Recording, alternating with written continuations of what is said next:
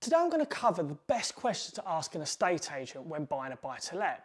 Whether you're a first-time landlord or a seasoned investor, these tips will help you avoid some costly pitfalls. So let's dive in.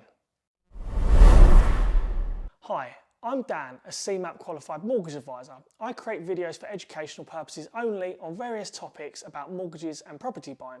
Please contact me directly if you want me to arrange a mortgage, as this video is not advice. If this sounds like something you'll benefit from, then why not subscribe to get notified for all future videos. So communication with an estate agent before buying a property is always key, and this is particularly important for buy-to-let investors. There are key questions that should be asked, and they can differ from the standard question that a home buyer would think of. I would always recommend to buy-to-let investors to check whether the property is freehold or leasehold, initially to factor in any service charges or ground rents which could impact the yield. Find out if you're buying a leasehold apartment and what the annual service charge is, because you, the landlord, are liable for this annual cost. Also, what is the size of the managing agent's sinking fund in the building regarding cover for all future works planned? For first-time landlords, my advice is to be prepared. If you're looking to buy a leasehold property, ask what is the service charge, what does it cover, and how will large maintenance and repair works be paid? Also, how long is the lease? You should ask to see a copy of the current tenancy and the deposit protection, together with a schedule of rent history. Having a good feel for the kind of tenant in the area is important for future lets. An agent can advise you on the quantities of people looking to rent this style of property. Consider the competition. Find out from the local agents whether there is a good rental demand for the proposed purchase, plus if this might be affected in the near future. Investigate the rental demand for that area and ascertain the rental level from agents in the area to do their homework to see how quickly similar properties are let. Looking at local amenities such as train stations, schools, and local amenities such as sports centres all helps. The shops can suggest something about the local area as well. Lots of boutique coffee houses and trendy bars suggest professionals with a higher disposable income. These are often dearer properties though, which could impact your yield.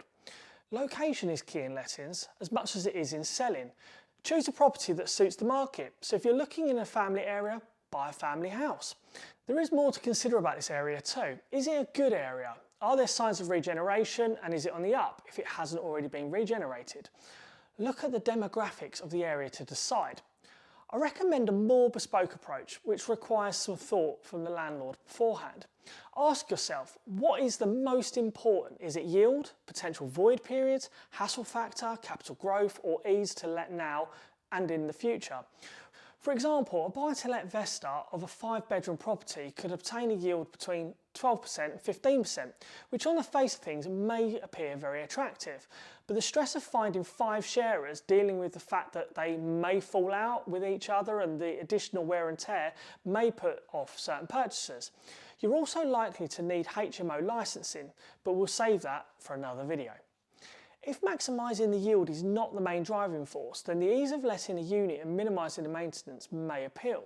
Ask yourself, is your investment long term? Natural growth is often underrated. For some people, if costs are covered, the yield the property can generate is not as important.